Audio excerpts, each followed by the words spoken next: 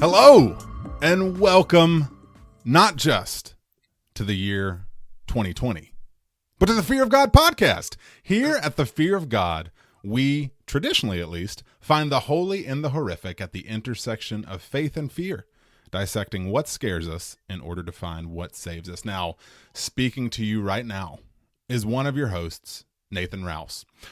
Before I go any further, listener, this episode, in case you aren't paying attention to what it says on the title thing, will be riddled with spoilers of the entire Star Wars franchise, including the new film. Now, that out of the way, typically with me is fellow co-host Reed Lackey. But here's one of those major spoiler alerts, well, he had to go to another planet to find an abandoned ship that held a doodad. Said doodad had an ancient language encrypted on it, and in order to get the translation for the encryption, he had to go to another planet. Now, once he had the translation for the initial doodad, he went to, yes, another planet to locate the goober he was originally seeking all along. This sounds familiar. In order to find that goober, he had to discover the widget secreted into his initial doodad, which, when held up just so, revealed the location of the initially sought-after goober. Having now discovered the goober, he has sent me his tracking beacon as he heads to, yes, another planet to maybe resolve his mission, quest, thing. Maybe. Woo! If that all sounds like nonsense, need I remind you, it is Reed we're talking about. And also, you're right.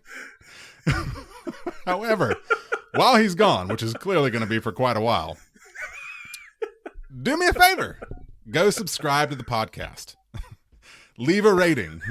Do it now before you finish this episode because I don't know where you're going to stand at the end of this. Leave a rating, leave a review, come join the Facebook group. We have a good old time there. Go make a merch perch at tpublic.com. And last but not least, if you listened to our It Too conversation at the very end of 2019, you will know that we have a brand new website. Yes, the fearofgodpodcast.com is live. You can go to it and marvel at the wonders found therein.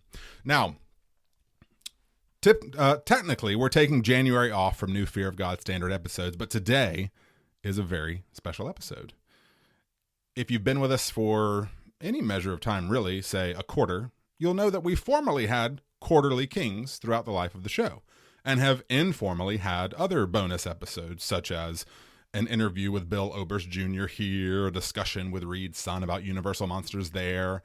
Today, like Palpatine being revealed as the major villain of the new Star Wars trilogy, those episodes are now forcibly retconned into a new format we're lovingly referring to as B-sides. That's right. Like audio cassettes of yesteryear, B-side episodes are meant to be off-the-beaten-path style episodes covering any range of non-traditional horror topics. Look forward to more B-sides in the future.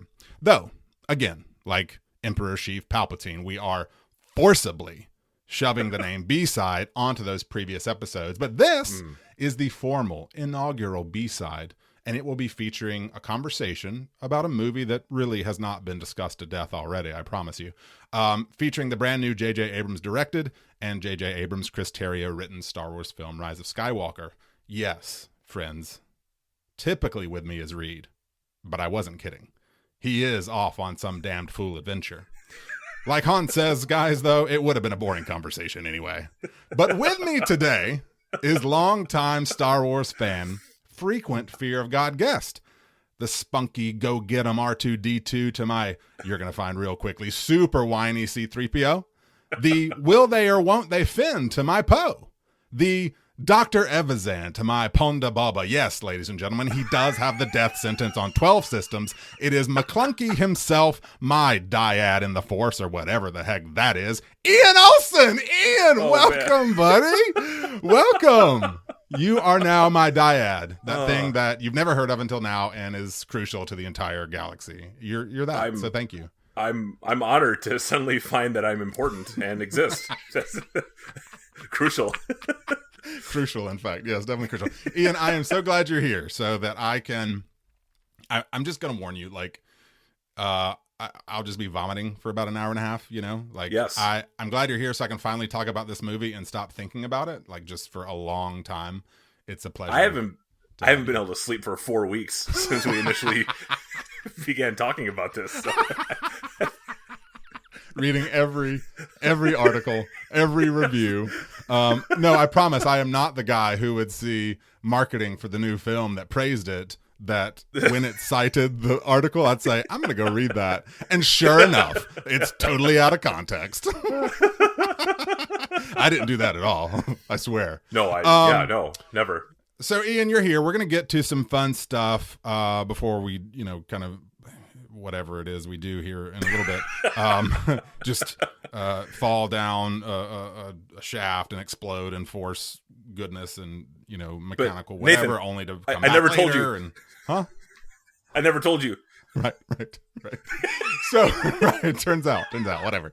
Talk to me a little bit, Ian. You and I have been in communication for a couple of years now, and remarkably, Little Fear of God fan note, if you go listen to our It conversation from the first It film, that grouping was the very first time those people had talked together, so you can sort of chart this friendship there. But yeah, I discovered pretty quickly that you are a pretty dyed-in-the-wool Star Wars fan. Like, so I wanted to kind of give you the floor for a minute, and just sort of, and I'll follow you, kind of talk a little bit about, like, and you go as nerdy as you want. We're all friends here. What track a little bit your sort of Star Wars kind of history, if you will. Yeah. Wow. Thank you very much. I'm just so pleased to be here and having this conversation, and even just to rewind the beta tape to where it all began. And as far as I can remember, before it ever got retconned by any prequels, I remember being 4 and playing in the garage at my parents' house, and I got a fish hook stuck in my middle finger, and I was freaking out because it's a freaking fish hook and that hurts. And my mom retrieved the hook and was cleaning the wound, and to calm me down, Star Wars Episode 4 New Hope was put in the VCR, and I sat down and was pacified.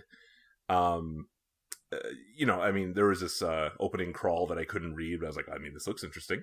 Weird. Right. Huh, sure. Words flying into the horizon of space. Okay.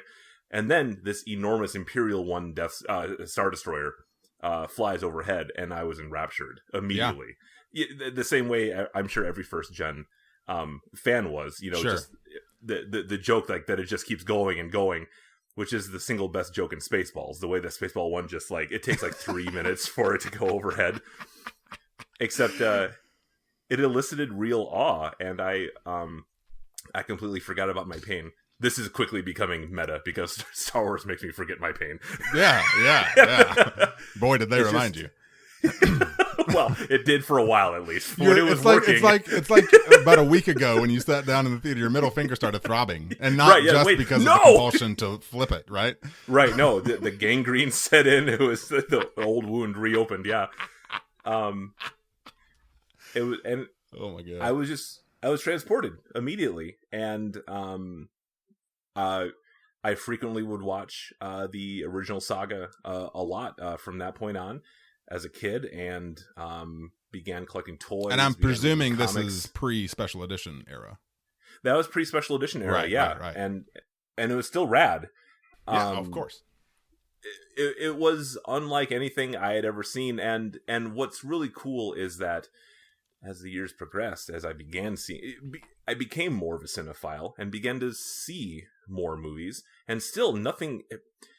things would strike me as derivative of Star Wars, or just plain inferior. Like, I never got into Star Trek for one. I was like, all of your aliens are humans. Whoa, with, you're about to offend with pointy ears. A whole swath of fandom right now. Fans, I'm sorry. I'm sorry. Reed, sorry. It's Reed. He Reed, can't speak for himself. You know I love you. Picard's great. But look, 93% of your aliens are clearly humans with pointy ears. And there's a cantina with like 1,000 insane creatures in it. Sure. And it's just 2 minutes of a movie. It's just a sheer like smorgasbord of imagination. Yes. That remember when we were saying that like the tunnel scene in The Stand is not necessary, strictly speaking, for the plot? So that's how you know that it's like literary masterwork going on. Yeah. Cantina doesn't have to happen. It's just a bunch of people who are really talented saying, why not? Let's just make this the Casablanca of space. If you're gonna have a wretched hive of scum and villainy, it better look like a wretched hive of scum and villainy. It needs to look like toe jammy and dark and insipid, and that's exactly what the cantina is. And toe jammy. I was just telling my kids tonight. We just all went and saw Rise of Skywalker the other day.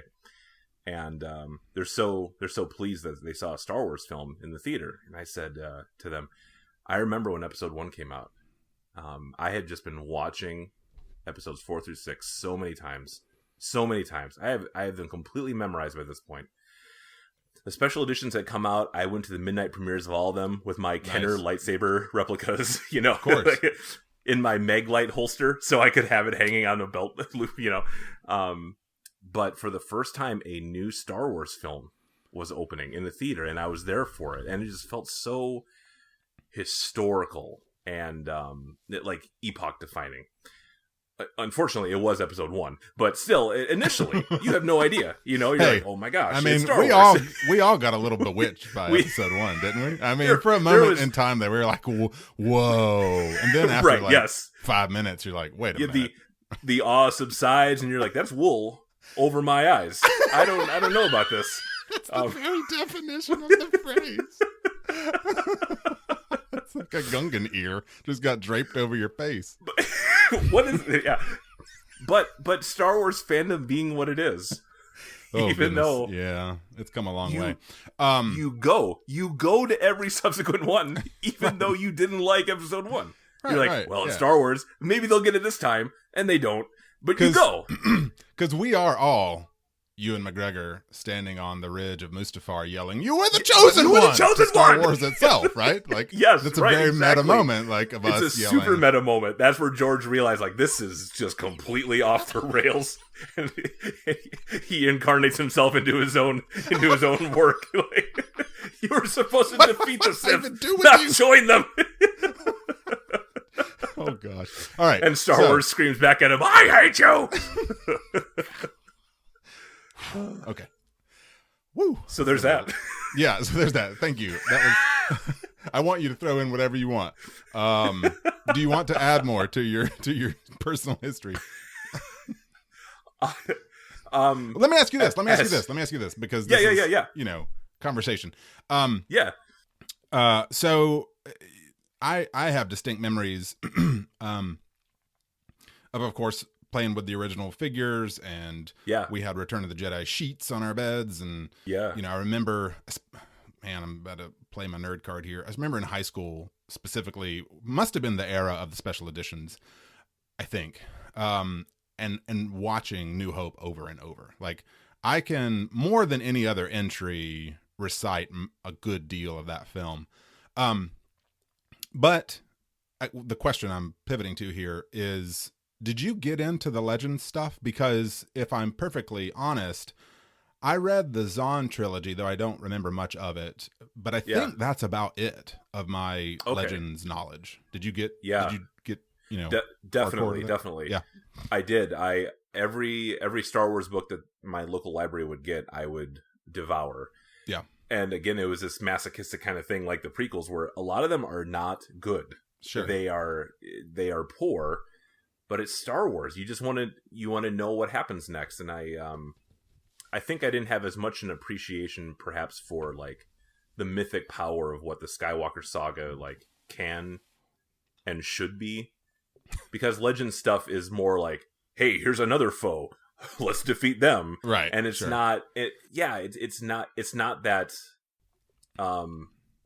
duality of human nature and evil is in my bloodline, and what do I do about that, like the weight of like destiny, sure, in this dark sense, and most of the Legend stuff is just like, here's another Imperial survivor with a super huge fleet, what are we gonna do now, and that can be fun, but it's not very substantial. Have you kept up with the new like novelizations and outputs and stuff like that post Disney? It's been a few years since I've really faithfully followed that,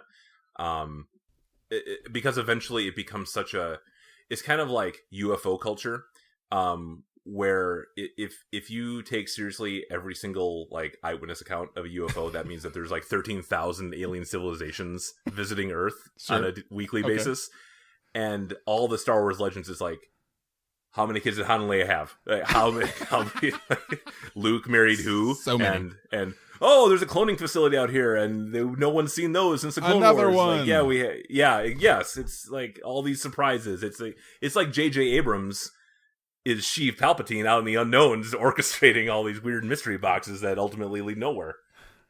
Gosh, we're gonna have to apologize to too close to home so many times during this conversation. Not the least of which is J.J. Abrams, or maybe it's him who owes us an apology. I'm gonna trump all of my lack of Legends knowledge by admitting here, only to you though, no one else. Yeah, only doesn't go anywhere else. I was pretty heavily engrossed in the Star Wars CCG circa 96, 97, somewhere in there. Definitely, yes. That was fun. That was a lot of fun. Yes. To the nerds who don't, or the non-nerds rather, who don't know what a CCG is, that is a collectible card game. It's where they get educated, sucker you into multiple purchases across a span of time. Much like, it's a new expansion pack. Gotta get it with 34 cards. I'm sure there's no clones in this one. Wait, Snoke wasn't real at all. Okay, so we got a little bit of background out of the way, did you know you just took a sip out of your Greedo mug, which is a real thing? I sure did. Yes. When I made the joke earlier about McClunky, do you know what I'm talking about?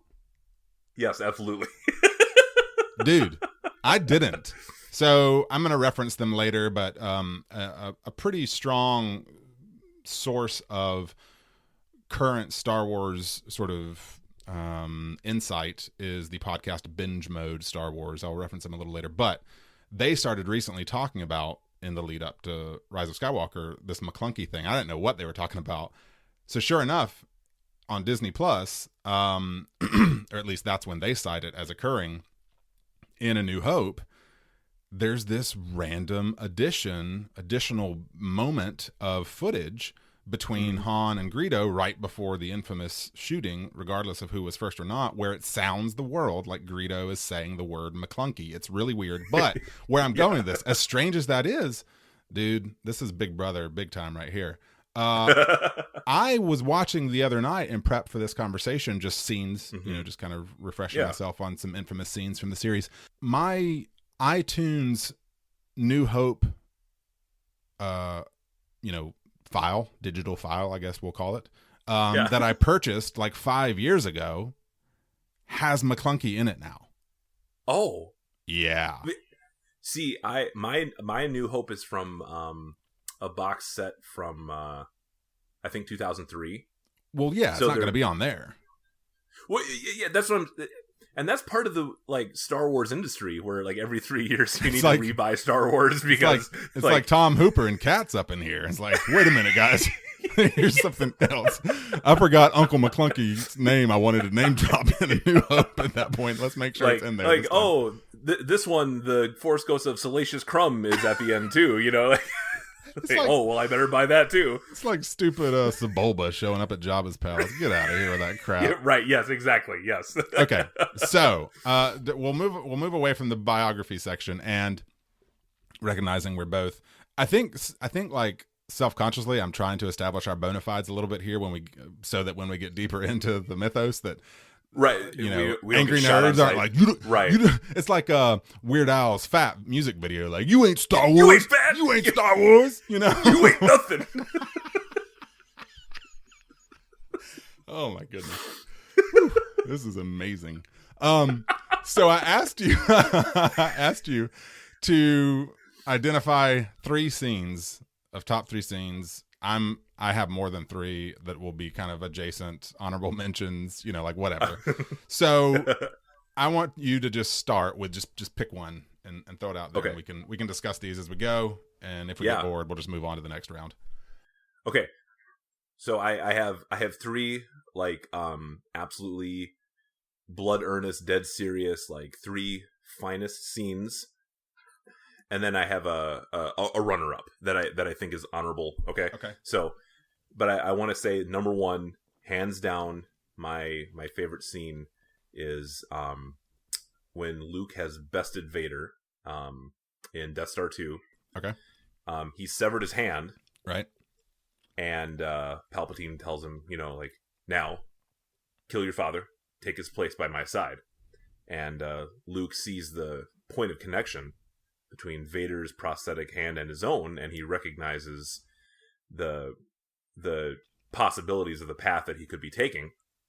And he turns off his lightsaber, and he says, "No, you failed, Your Highness." And he throws his lightsaber to the side, and he says, "I am a Jedi, like my father before me." And that never fails to make me just erupt in hot tears, because it is so amazing to me, because that is I've said before that I think that is the best representation of I would say the doctrine of justification in Christian theology in cinema, because what he is saying is, in a very important sense, not true empirically at that moment. He is talking about this dark side cyborg who is lying broken on this bridge, who had just threatened to throw Luke aside and then turn his sister to the dark side. But Luke thinks only of the good man Anakin. And though this, black-clad behemoth is behind him, he says, "I am a Jedi," present tense, "like my father before me." Mm-hmm. Like my father. Mm-hmm. And that is just so incredibly powerful to me. And I feel like that is the moment where Anakin does begin to truly return, because that's also a moment that the Emperor hadn't foreseen. The entire film, the Emperor is gloating, "Everything is proceeding exactly as I have foreseen it." And Vader is so muted throughout this film. And it's because everything is predestined. Everything that Palpatine has machinated is coming true. He can do nothing. He wants to save his son. He wants to rule with his son, but he can't, because Palpatine's going to win. And now here comes a moment that Palpatine didn't foresee, because Palpatine is very clearly pissed in this moment. Oh, well, he's just orchestrated so much across, decades upon decades of intergalactic struggle, right? And now this command goes, "Nope, I'm not going to do that. Absolutely not, because I'm with this guy." I'm just thankful he gets a second chance, old Palpy. Are you? I don't. No, really not. You're not. No, because the last time I erupted in hot tears over Star Wars material, it was not for anything positive. But let me throw at you here, because one of my scenes, I didn't know you were going to do that one, was honestly the 10 minutes or 5 minutes preceding that moment. I love the final phase of the Luke Vader battle. Oh, absolutely. In Return of the Jedi. You got Luke hiding. You've got Vader just like skulking around in the shadows. I love "your thoughts betray you," especially for sister. And something that will come to, I think, be really powerful to me about the current trilogy is, and I phrased it here, the rage of Luke. The passion of these characters, and I think that's the kind of stuff as a young man absorbing this stuff for the first time years ago responds to this warring, conflicting sort of thing. But even in that scene, you've got the character beats, you've got the operatic score, which is just really lovely. The lighting, And it all culminates, at least what I'd written down, is in the moment of good, when Palpatine laughing his imperial laugh. But no, I love that scene as well. None of my scenes are going to be quite as richly supported as yours were. They're more just like, I think about this a lot. This is fun. I like that one. That said, I do want to give. I'll throw one of mine out here, another one of mine out here, and then you can pivot to a second. So a scene I threw in my favorite scenes list, which is interesting because despite at least historically Return of the Jedi having less clout, if you will, a lot of my favorite stuff happens in Return of the Jedi. I don't know if it's because of I honestly, I would have to ask my parents about this. I don't remember if we saw these in the theater. I would have been 4 at the time Return of the Jedi came out, so that seems a little young.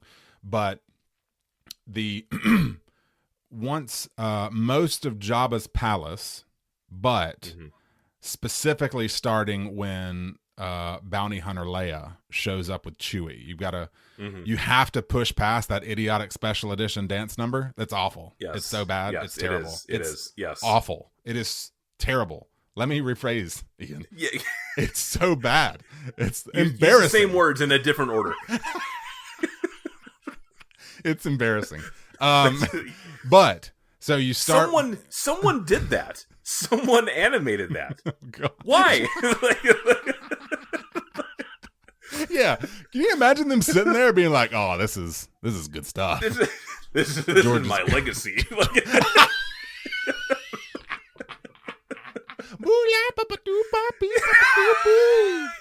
And yet you know what she's saying. This is because my there's legacy. Always, if you're a Star Wars fan, you hate watch, and you still commit it to memory. It's kind of twisted. It's hate watching. That is the that's the phrase du jour. So Leia shows up. Luke, just the true Jedi Knight, shows up in his black robes, threatening Jabba. It's so awesome. I love maybe one of my favorite sequence of moments in any just action genre movie ever is Luke on the skiff. You've got the Han. I was born here, You're gonna die here, It's die here, It's such a great bit of just so Han scripting comedy. Instead of a big dark blur, it's a big light blur. I think my vision's improved. No, don't worry. I can see a lot better now. I don't think this will come up in my top 5. I don't know until rewatching in prep for Rise that I truly appreciated Harrison as Han as much as I should have. Yeah. I mean, he is magical. But all that to say, adolescent Nathan was just enthralled with Luke's diving board leap and catching the lightsaber. I mean, that's just action movie magic. Absolutely. Yes. So we're all in this sphere. So my honorable mention, my runner-up, is in Return of the Jedi, and it's when first of all, I love Admiral Akbar. He's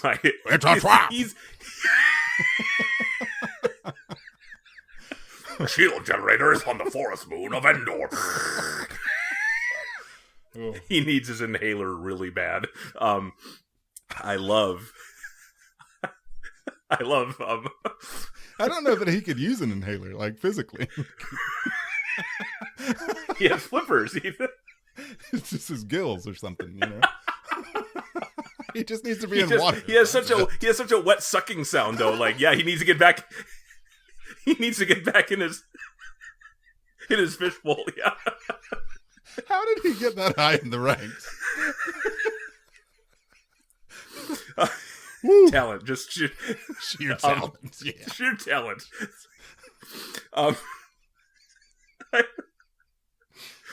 I love that he's a military genius who gets utterly taken by surprise. You're like, here's a trap. Yeah, but it's like the Jedi order before him. You just keep screwing up. Wait, what? Okay. Oh, look, there's 200 Star Destroyers over there. Admiral Akbar. Okay, what? What's Admiral Akbar? Mention? Okay, the honorable mention is the entire sequence, like concentrate all forward firepower on our Super Star Destroyer. Sure. And then the A-wing, like, intensify all forward firepower. And then the Imperial officer is like, too late. he takes his final words are too late. And then the A-wing crashes into the bridge. The Super Star Destroyer crashes into the Death Star. Sure. My runner-up moment is Admiral Akbar, his watery black eyes glistening. And as he slumps down in his command chair, like the sheer look on his face of like, holy, we did that. Like, we just... Even I'm surprised. We just pulled that off. Holy smokes, you know, like, the wonder of it all. It gets me every time. Because like, you know. Never mind, Dave. I think we would pull that off. There's a story behind that look. You know, there's a story there.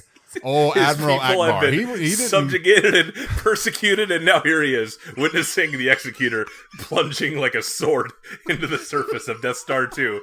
You don't get to be an admiral by accident, you know, unless your name is Akbar. If you're a Mon Calamari, you got to fight and swim your way up the... Oh, my God. Whoa. Goodness gracious. Change his All water. All that for a runner-up. Yeah. This is going to take forever. I'm so glad we're having this much fun now. Okay. I'll throw out my runner-up, and then we'll get to our tops, okay? We'll get our tops on.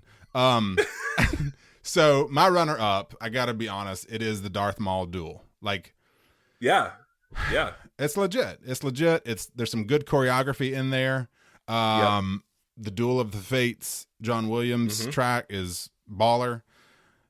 The reason it's going to be a runner-up and a runner-up forever is it's just intercut with so much stupid, you know. It's Annie just bombing stuff. Try spinning. That's a good trick. You know? Whoa, look.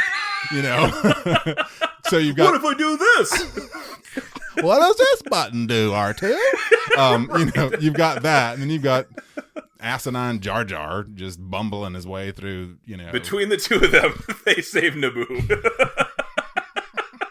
God. Okay, so that's my honorable mention is Duel of the Fates. All right.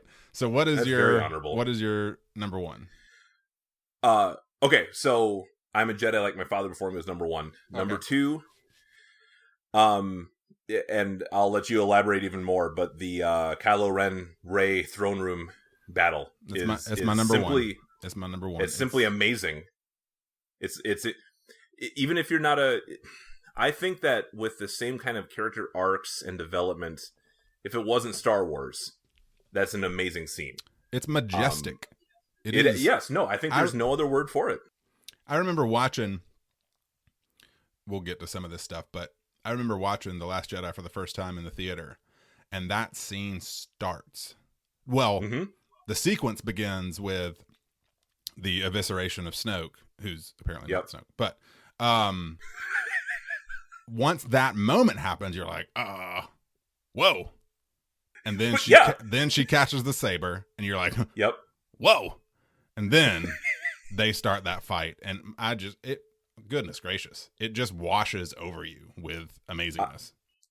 I stood up and shouted profanities in the theater when it happened because I couldn't I couldn't believe what I was Akbar. I couldn't believe. Unfortunately, you did it during holdo maneuver, so it was really quiet when you decided to do that. Holy. And everyone knew it was that guy. Everyone else is sitting down, amazed. Well, but that whole sequence from Snoke's death to her catching the saber to their fight, which is just epic in itself, to intercut that with the holdo maneuver, which I loved, and then finishing with their character beats to each other. Him. Yes, you're nothing, you're no one, but not to me. Oh my God. Not to me, that is rich character stuff. And extending his hand, like, I love his impassioned, like, no, you're still, you know, like, he had said earlier, like, let the past die, kill it if you need to, and when he's, like, mad, God, like, he wants her to join him, but he's like, no, you're still thinking that way. I just utterly believe it. I utterly believe that this is Kylo Ren, and he's saying, just forget. A lot of us did for a minute believe it, but yeah. What are you gonna do? Someone with initials JJ wasn't as convinced, but I won't say who. I'm not going to name any names. It was Janet Jackson. Okay, it was Janet Jackson. It's Miss Jackson. If you're nasty, J. Jonah Jameson. Okay, okay. He's a menace. You got to stop that, Peter Parker. Oh my god. What's next for you? My number 3 is my number 3 is also from Last Jedi. It's the entire Luke showing up sequence. That was my next one. Wow. Oh my god.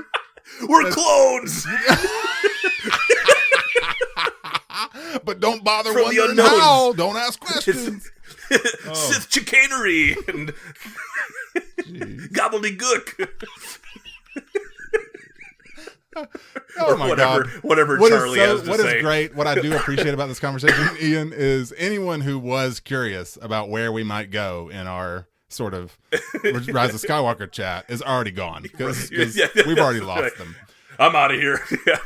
Oh, these dudes. Okay. Oh, whatever. Not my Luke. Gotta ruin everything. Thought it was pretty good. Yes. So the battle of Crate with Luke. I'm glad you said it so I don't have to use it, fake it as my list, but it's magic. It is magic. Yeah. Every element of it. Every element. So I'll be honest. Be honest. That's what we're here for. Hey man. You and me right here, brother. Why I'm turning into Stallone. Joe. I saw the second trailer for Last Jedi, and I thought, oh crap, it's a snow battle with walkers. Like we've already recycled enough stuff. We don't have to do this.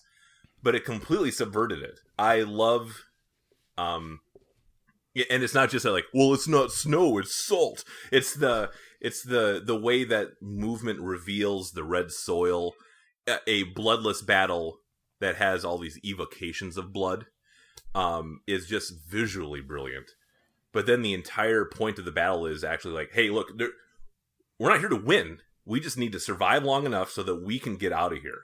Say what you love, brother. It's such a check on. Poe has been dying this entire movie, and I love the Last Jedi, the Art of the Last Jedi book that you got me. They mentioned like that concept art where his hand is on the window of that landing craft, and the artist said like Poe is dying as he's looking out and seeing them abandoning ship. Yeah. His whole idea of what being a hero means, like getting in an X-wing, blowing stuff up. Right. Like, yeah, okay, you got to do that sometimes, but that's not always the answer. Sometimes the answer is you hold them off long enough to get out of there. Yeah. And you run away. And it's just personified. I love seeing him develop as a character when he recognizes Luke isn't going out there to win. Luke is going out there to buy time, taunt Kylo Ren. Oh my God. So we'll have to truncate some of this when we get to our top 5, but what I love, a thing I love about The Last Jedi, we'll use personal pronouns, okay? Even though I do think it's a bit objective, but whatever. Is so much of it. So much is rooted in character stakes and intention and motivation. Yeah. And you've got the arc of Luke in that film is from despair and rejection to finally embracing a new role. I was about to walk into the metaphor itself, a new hope. He is the spark that lights the fire to burn the First Order down. Yeah, but that's exactly where I'm going right. with that is even little moments. Dude, Adam Driver, I mean, we'll some of this will play out in our top 5s, I imagine, but I'll do credit to this trilogy, however wonky it feels ultimately, to the casting and the character sketches, right? like Kylo Ren, Adam Driver as Kylo Ren, Daisy Ridley as Rey, fill in the blank, they're amazing. They are fantastically done. And it's not for everybody, but we were fans of the show Girls on HBO. That's how I knew Adam Driver previous to the series. So kind of came in predisposed to appreciating his work. And sure. that scene when he's on his ship with Hux, the Moor, when he's yelling Moor. Yes. I mean, like, yes, that's so rich. I mean, it is. Yes, it's not just imperial soldier doing his duty, this very static kind of one-dimensional thing. It is rich, and there is history, and there is stakes and intention and motivation, and it's powerful. Yes. That it's not fair for me to keep pointing out moments in Last Jedi. It's like, oh, that's one of my favorite moments too. But like, Last Jedi is just so chock full of incredible acting and moments. And that's it can be a funny GIF, you know, like more. Sure. But in the moment, the rage is so real. Yeah. Kylo Ren is there. He is going to unleash all the firepower at his disposal to destroy another failed father figure. Yeah. It is just such sheer hatred. And it's the opposite of Rose, right? Like, hey, this is how we're gonna win. Right. We're gonna save what we love. Who? And Kylo Ren is out to, she doesn't Leia's babysitter. Remember her? Yeah. She was a minor character in part of the sequel trilogy. Yeah.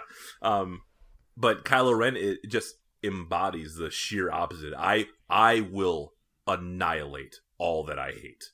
Yeah. And he sells it. He utterly sells it. Well, and he to highlight him as a character, like little beats that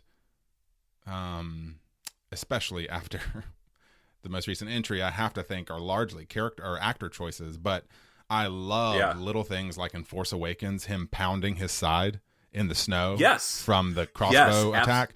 Things like that. Things like in the fight, the standoff with Luke on Crate, this bull charge stance he adopts. This like, it's just fantastic work. Let's do this because Last Jedi will come up again. Probably the rest of the episode. I don't know. The rest of the conversation. But let's do this. Let's pivot to, if you want to, top 5 from 5 to 1 films in the franchise. You feel good about moving that direction? I feel real good about it. I'm going to start with my number 5, and this actually surprised me. Leading up to Rise of Skywalker, I rewatched all but Solo and 1 through 3. So this is primarily pulling from those. I would put Rogue One at 5. The first time I saw Rogue One, I didn't dislike it, but it felt a little more disposable than ultimately I think it is. I mean, I think it's a really strong film. It does suffer a little bit on the front end, I think, from just the planet hopping that Reed is doing while we're talking here. You know, like it can get a little mired in self-consciousness that way, but once it settles into a groove, it's really strong. I think the humor is great. K2SO is fantastic. Alan Tudyk is wonderful. I think Jen is a good character. I think Cassian's a great character. I love Chirrut and Baze. There's this funny feeling that Rogue One does better than any Star Wars film, where in the final sequence on Scarif, which is itself, I actually pondered Scarif as one of my top 3 scenes. I think it's just gorgeous and really powerful. Yes. But more than any Star Wars film, I think, I watched that and I was like, this is a pro-terrorist movie. I mean, right? Like when you start to kind of comprehend the politics at work in a piece, like if you're being honest about the material, that's what we're championing, which is small band of fighters against a corporate government entity, right? Yep. I want to be really careful. Like I think that like broad strokes, you're right. Right. I'm not a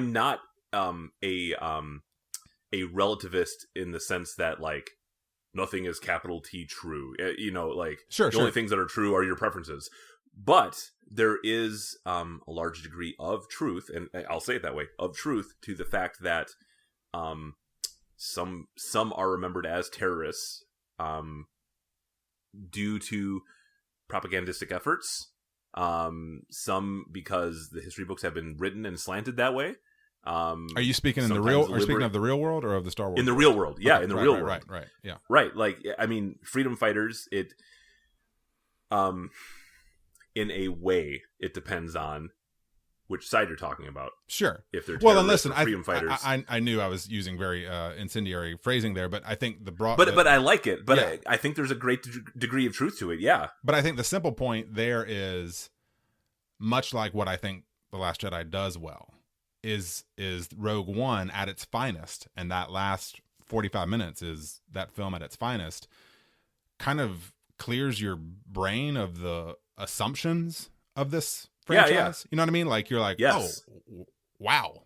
I have for 40 years been championing the guys who were attacking the corporate entity, right? The monolith. Right. How do I feel about that? I don't know. It really rung out in a new way on this rewatch of Rogue One. And I love it. Probably if I had considered it more deeply, I would have added I am one with the Force is with me, Chirrut's walk as one of my top scenes, because it's amazing. I'm now regretting not having it, because I do think if you're gonna say, okay, person who's never watched Star Wars, what planet have you been on? But also, he's been hiding out on Dagobah. I get it, but but like that scene is illustrative of this franchise at its finest. Like, it's such a perfect distillation of what those films are after, in a broad sense. What was your 5? My 5 is Force Awakens. Yeah. Okay. Cool. I talked for a while on Rogue One. Any additions you want to make? I put Force Awakens, so it's for known. I put it as number 3. So as number 3. Okay. Surprising myself, honestly. I like it a lot. So I don't want putting it as number 5 to, like, sure, I don't know, bespeak like, oh, I hold it in.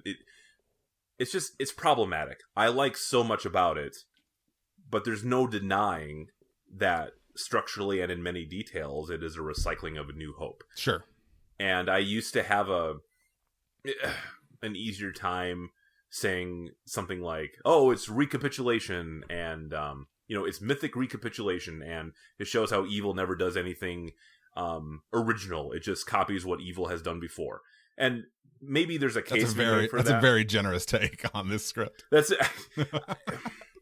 I think that after watching Rise of Skywalker, I have a bit more like, no, it's just another Death Star. It's just, like, Jakku is Tatooine. I was wrong. I was wrong. Okay, guys. Oh, there's that Gungan ear again in my face. Yep. I was trying to be charitable, but no, it's J.J. Abrams. What's hilarious? You and J.J. Abrams. What's hilarious about that is, and I mentioned this, any listener to regular Fear of God listener, I dissect some of my feelings on The Last Jedi in our Rear Window episode at the top of 2018. However, in that little venting, I mention how watching The Force Awakens for the first time, and you meet Rey, and it's a desert planet, and there's the droid BB-8 is the sub for R2 and 3PO, and I remember watching it the first time being like, look at these like deft echoes of New Hope, and that's really subtle and nuanced, and if you just don't know, you maybe not pick it. And then by the end of it, you're like,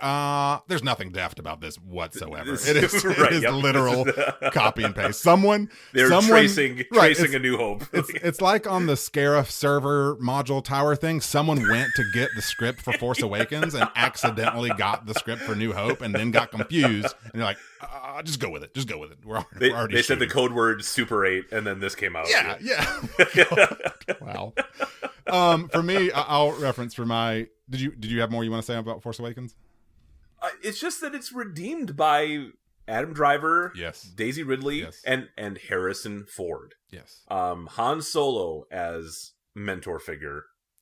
I think that even with Adam Driver and Daisy Ridley, it would not work without Han Solo's movements, and as much as like it's not that I want him to die, but like his death is really pivotal, and sure, I think does something different. Yes, we've seen the mentor die. We've seen, Obi-Wan, Qui-Gon, right, but there's something different in this. Well, right? This is where we see someone succumb to the dark side. It is, and that's different. It's kind of surprising even myself that after my feelings on Rise of Skywalker, I can still be generous towards The Force Awakens, but I think there's a lot of good groundwork laid there. And something that I found really lovely once you can kind of forgive the New Hope cut and paste, there's a lot of good to be found in it. But as you just referenced, signified by these new characters and the actors portraying them, without that, which it's hard to even fathom that sort of mental exercise, but without that, I don't think it works at all. However, something that I think similar to the jarring effect Scarif in Rogue One has, that I think we forget as having been consumers of this world for 40 years, is the relationship of the characters in the world to the mythological elements that we've come to know and love and assume. In other words, you reference Han. I texted you this last night. The purity of the moment when Rey. It's so frustrating what they've layered back onto this character, because now you're like, I don't even know how to deal with this. But if you take it on its own, the purity of that moment of, I don't remember exactly what she says, but like the surprise, the incredulity at the notion that maybe the whispers are true, right? The things you've just sort of heard about in the comings and goings on this junk planet of Jakku about the Force and Jedi and the magic and the mystery and of that might be real. And again, I will have serious issue with Rise of Skywalker, but what I will give credit to here, and JJ deserves a lot of it, is that a scene like that of Han's. No, it's all real. I mean, that's magic. It's true. That's amazing. All of it. Yes. It's Han Solo, right? Like hokey religions and ancient weapons. Like it's this guy saying it. Well, it's what's fascinating. I don't know if you're watching at all Mandalorian, but what's fascinating about that show and that treatment of the Star Wars universe is, I mean, I know you well enough to know you're well versed in the existence of Baby Yoda, but all of the characters are totally dumbstruck by what this, because in the show, Baby Yoda ultimately does display Force powers. Every character around him is totally ignorant to what is happening when that happens. It's really cool and fascinating, and a really nice reminder of kind of what the actual status and rules are in that universe. So it's kind of cool. Right. So as illustrated by Rey in Force Awakens, wide-eyed wonder at this. One last Rey note in this Force Awakens is what I considered adding to my top scenes is the lightsaber moment in the snow. I mean, it's great. It was kind of everything. Now I don't know, but like it's fantastic. I know you've got kids. I've got 3 daughters, and that moment was so, because you and I have just spent an hour talking about our personal history with a character like Luke Skywalker. And to pivot that the complete opposite direction and say, oh, by the way, also this. It was just magical and amazing and a wonderful bit of cinema magic. Yeah, definitely. Love it. I absolutely love it. So that was my 3, your 5. What was your 4? New Hope. That was my 4 too. Look at you go. All right! Yeah! Who's the bigger fool? The fool or the fool who follows him? Yeah. Oh my god. There was a split nanosecond there where I was like, is Ian okay? I did not know you were going into Chewie. That's hysterical. Talk to me about New Hope on your list. A New Hope it's solid. It's great. It's relatively standalone, and it just doesn't get into as many of the profundities as like Empire and Jedi will, and that's it. Those are the only knocks against it, and they're not even truly knocks. I've got another little knock, and it's boring. Okay, it's boring. its pace does not hold up well in modern. Some parts are a slog. Do what? Some parts are a slog. Yeah. When we were rewatching it for, and even my wife was present in the room, who is just not, she just doesn't get on the. She doesn't get on the Star Destroyer, and at this point, I can't really blame her anymore. But I remember prepping it to my kids who'd seen it before, but just in build up for Rise of Skywalker, being like, "Y'all, this is like cinema history," and like 30 minutes in, I'm like, I forgot. And this is woo. 3PO. Well, there's a lot of Death Star boardrooms, like with like really petty Imperial officers too. Like they snipe at each other. Like, I'm not so sure about that. And someone has the cojones. Admiral Mahdi. Yeah. Wow. This guy is like, don't try to frighten us with your sorcerer's ways, Lord Vader. Like, dude, you must have just been promoted. Like, you clearly don't know who Darth Vader is. Yeah. Like, you're a dead man. What are you doing, dude? In his defense, in A New Hope, Darth Vader is just kind of like a mystical flunky, right? Like he's badass, but he's not the Vader we've come to know and love. He's on Tarkin's leash. Yeah, which is an odd thing if you think about it. Like, so he's Dark Lord of the Sith, but he's subdued. But that's not a thing in that movie. That's not a thing in that movie. It's in the novelization. Oh, really? He is, yeah. All right. Well, which came out before A New Hope. Interesting. 1976. Darth Vader. I love The Last Dark Jedi. Lord I'm clearly not a fan of Star Wars. Look, I love Last Jedi. Screw the rest of them. I love Last Jedi. You are part of the Rebel Alliance and a traitor. Take him away. What's the Force? Vader points so much at A New Hope. Yeah. Well, that's because he's wagging his finger all the time. I love it. The actor in the suit. I mean, what are you going to do? Like, what do you mean I have this stick that you're going to post-production make glow? And he was getting his footing. Nobody knows what we're doing here. He was getting his footing, and it's hard. The dude is like 6'6". Maneuvering around is difficult. So he's getting used to it. And at first, what do? You're English, so you just point a lot. You're part of the Rebel Alliance and a traitor. And take her over. It's got one of the greatest Carrie Fisher deliveries ever when she just goes, "Dantooine, they're on Dantooine." Dude, horror legend Peter Cushing is in this. And he says stuff like, "I'm taking a great risk on this, Vader. This had better be worth it." But I don't know. I think he was stronger in Rogue One. His ghost was, yeah. I did forget to mention on my Rogue One love, Ben Mendelsohn. I love Ben Mendelsohn. He's great. Yeah. My favorite thing that Cushing says in A New Hope, though, is the guy with the enormous sideburns comes like, "Sir, we are analyzing the attack pattern." And he's really low key. We're like, "Sir, we're analyzing the attack pattern, and we may have discovered a weakness in the station." And then Tarkin is so like incensed. He's like, "Evacuate? Moment of triumph. I think you overestimate their chances." 1 minute later, annihilated.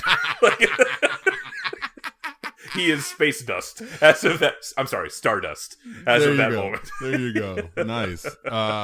There's so many great. It is boring, but there's a lot of great moments in A New Hope. I mean, I think. How often can you say that? What? Only with Star Wars can you say like, "Yeah, it's boring," but it's also great. I mean, I love the Han on the microphone bit at the detention block. He's hilarious. Yes. He's like, "Oh no, situation's everything's fine. Hi, how are you?" Look, we're gonna have company. All right. The very moment the Imperials know, like, something's up. All right. What is your 3? So, my 3 was Force Awakens. My 4 was New Hope. What's your 3? My 3 is Empire. Interesting. Okay. Yeah. And I'll just say that it's because the emotional payoff of Jedi is what pushes it above Empire, even though Empire, in more ways, is more complex emotionally, thematically. I almost feel a little like wrong saying that, but in your defense, I put Empire at 2, and part of it was bowing to what I knew would be the pressure to make Empire high on the list. Sure, not because I don't like Empire. but for emotional and sentimental reasons, I don't know that I would count it as my twos. But there it is, right there staring at me on my screen. It's fan service. So you're in good company. Oh, God. Abrams does the same thing. It's okay. You're in good company. It's fine. I feel terrible. I am now mentally retconning into my history that Empire Strikes Back was always my number one. Who are you to tell them? God. Okay, so your number 3 was Empire. Your number 2 Empire Strikes Back, yeah. And I will say of just my number 2 of Empire. God. So low-key. Jeez. Sweet Reed's going to have to edit this. Sweet Reed. He's out with his Wayfinder or whatever the hell that doodad's called. The Waydigger for the Wayfinder. I mean, I will, in defense of Empire, not just historically in cinema, but rewatching it, I was struck by how little credit I had given it previously, because the script is fantastic. It is. Harrison Ford just owns this film more than I remembered. Yep. He's in a way he's the emotional glue. Like I just utterly believe his devotion to Luke at the beginning, and then his pained pursuit of Leia, the betrayal, and just his heroic, like, just Chewie, you need to protect the princess now. Like, just every part of it, he's so rounded out since A New Hope, and he's just on fire. It's great. So I will drop here. I had forgotten it until this recent rewatch. One of my favorite lines from Empire, Yoda's "Luminous beings are we." I really love that. If you want me to do it, because the look on your face is like, you need to do it. Yes, I demand it. Luminous beings are we? Not this crude matter. They are what we grow beyond. I love how he's tooling with Luke at the beginning. It's so hard. It's so great. It's so great. All right, here we are, Ian. I am so. I didn't know this was going to happen when I pitched to make a top 5. The Force knew. What? The Force knew. The Force knew. So my number 1, which seems to be yours, is Rise of Skywalker. The Phantom Menace.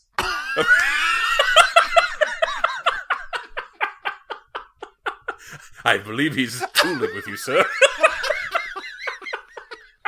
Wow. Well, we have pissed off many Star Wars fans, and we're not even there. That was like Kylo Ren and Rey both reaching for Anakin's lightsaber at the same moment, and like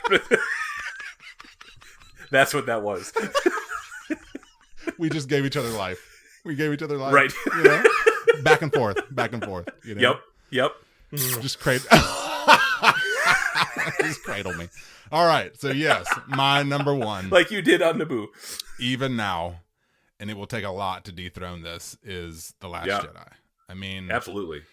My only knock against this movie, and then we can sing its praises even more than we already have, and then go all over the galaxy,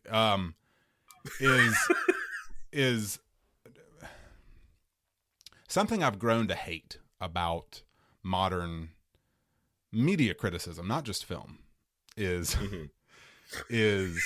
this weird insistence, subconsciously and explicitly, that a thing be perfect or it be nothing, right? And Canto Bight is a struggle. Now, I can find ways to defend it and make sense of it, and narratively and thematically it works, or thematically it works in spades. Narratively, it's a little slow, right? Like Canto Bight is a little, if you're going to have a thing you can point to in Last Jedi and say, I don't know about that one, Canto Bight is that for me. That said, interesting. Okay. There is about 20 minutes of deleted scenes that are specifically Rose and Finn that when you watch them, you're like, oh, actually, I really dig this storyline now. I don't know if you had that experience.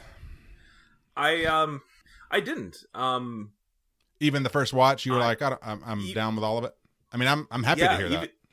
Even my first watch, I'm just trying to be fair, okay? I'm just trying to throw a bone. I know the you. Hateful Look, nerds. I commend the crap out of you for trying to be so even-handed with this movie that you send me a text flurry on Christmas evening. You're like, hey, I know you're trying to spend time with family. I just want to gush about Last Jedi. So I respect that you are trying to like, well, this part wasn't perfect. So that's great. That's really great. But I for some reason, Canto Bight worked for me immediately. But I think it's because I was already picking up that a lot of what Last Jedi was going to do with our non-Jedi characters was that there are times where you cannot accomplish your aims by head-on assault. And by going the direct brute force route, you are making things worse. Did you just say a brute force route? Yes. You need to write that. You need to write that down. I'm a poet with a blaster. So, but there's a lot of ways in real life we're trying to go about this thing with this Sisyphean labor, and it's just head on, and we're just pouring all of our firepower into it. But all we're doing is we're digging the hole we fall into more. And that's what So that's what Poe does, and that's what Finn and Rose do. Like, oh, we got to get the Master Coder. If we get the Master Coder, we can get into the Mega Star Destroyer. We get in the Mega Star Destroyer, we can turn off the Lightspeed tracking. And it's like, no, actually, you have sealed the fate of most of the Resistance, because the plan would have worked if you had just shut up and followed orders. But you tried to be a hero, and it wasn't the right time for it. And now all these Resistance transports, we would have landed on Crate safely. All these people would be alive, except you had to be a hero. You had to be a hero, and DJ sold you out, which you should have counted on. and you have made things worse by trying to. It's just so illustrative. That's what Luke comes the closest to falling to the dark side, because he has the vision of his friends in danger. What does he do? Loyalty, love drives him to try to save them. But that's the closest that he comes to succumbing to the dark side, that temptation, and that's what Yoda warns him. And I feel like that's a really big, that's Anakin's whole storyline, right? He doesn't go to the dark side because like he actually like, hey, it would be fun, just kill a bunch of younglings. That sounds awesome. He's trying to prevent something, and there are so many, and that's what classic Greek tragedy is. In our attempts to keep something from happening, we ensure that it happens. And I guess I smelled that scent in the air, I guess, in the breezes of Canto Bight. And I bought that storyline. And the Marxist in me was all about smashing up that town, making him hurt. Punch your fist through this beautiful town, or whatever she says. That's right, yeah. How do you even pick this apart? I think that good... take this however seriously or whatever after the fact. It was so disheartening to me in a true sense when I got out of The Last Jedi and was so just swept up in what it was doing to discover the animus that only grew towards it. It was supremely disheartening, and partly because I think what it does is so lovely, and I think a lot about this has seemed like a random throw in here, but Into the Spider-Verse. How you watch Into the Spider-Verse, and for those of us who have known and loved Peter Parker Spider-Man for however long, and this mantra of with great power comes great responsibility, you watch Spider-Verse and it's subtle, but they evolve that mythos and yet retain everything lovely, right? Like you watch Spider-Verse and by the end of it, you're like, with great power comes great responsibility. What is that? Anyone can wear the mask is the essence now of Spider-Man. I see what you're, And I think that is something that to me happens in The Last Jedi, which is, and this is maybe just my imaginings of 2 years since seeing it, but I love the treatment of the Force that felt like, and not even just felt like, but I think is in the text of the script, in what I think is one of the, if I had to make a list of half a dozen favorite scenes in that film, one of them is Rey sitting on the rock with Luke, teaching her. And I actually wrote this line down, and he says, "What do you know about the Force?" And follows shortly thereafter. He says, "It's not a power you have. It's the energy between all things. Reach out with your feelings. What do you see?" And what she does is names polarities, right? Mm-hmm. The island, life, death, decay, warmth, cold, peace, violence. And then this is what I think is crucial to any appreciation that can come from The Last Jedi. And because he then says, "And between it all," and she says, "balance and energy, a force.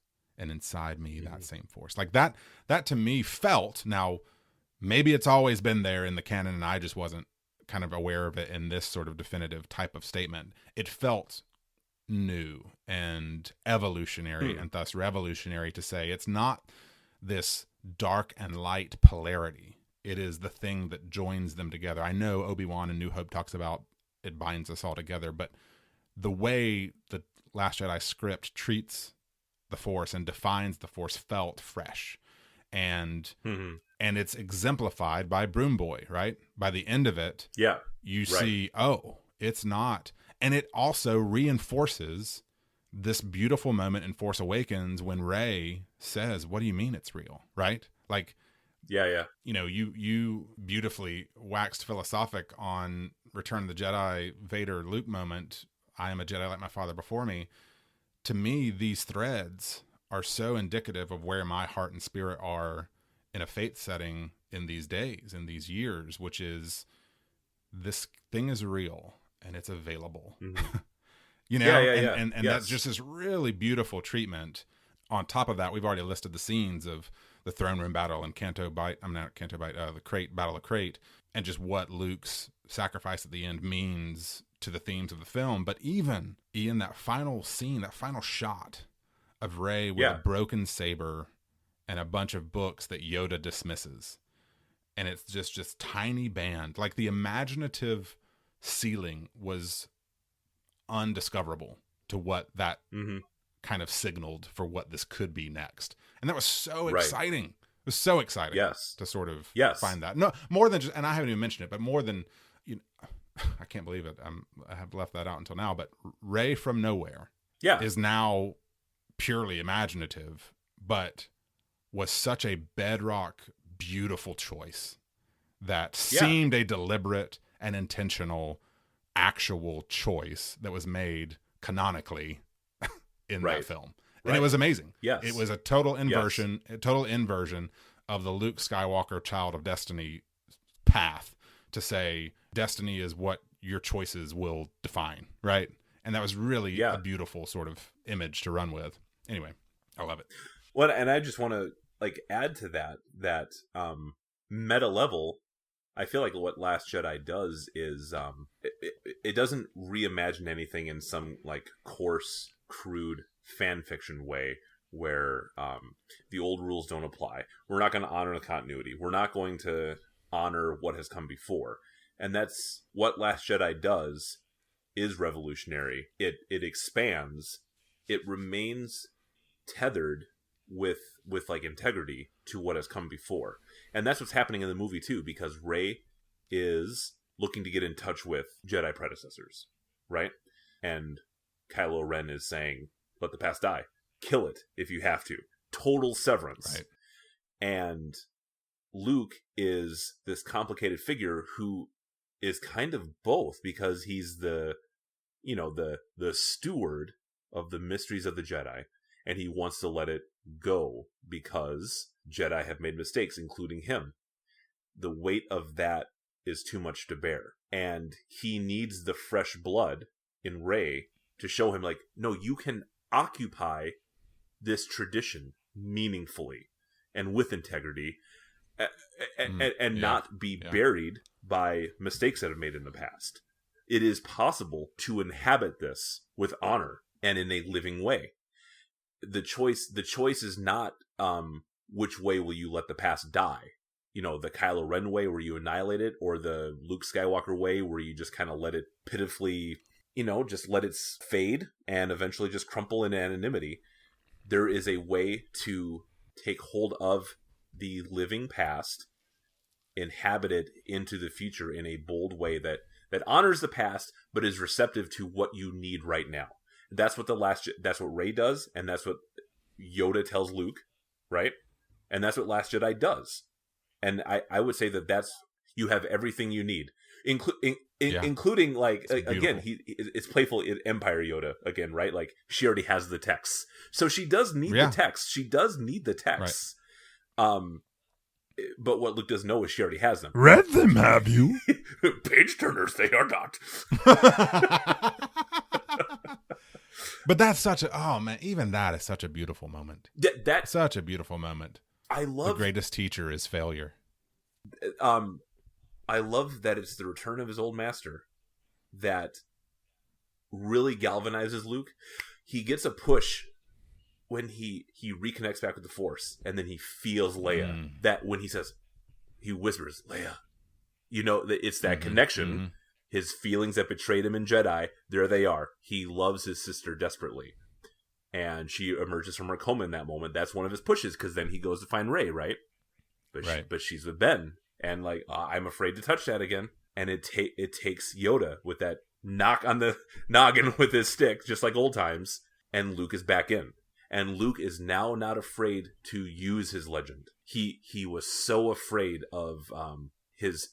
David Foster Wallace used to call it like your statue, like the legend of you versus you. He was so afraid of his statue, and he finds a way to like, no, I can appropriate all that I've learned, even just now, and I can put my statue to use for good, the way I'm supposed to.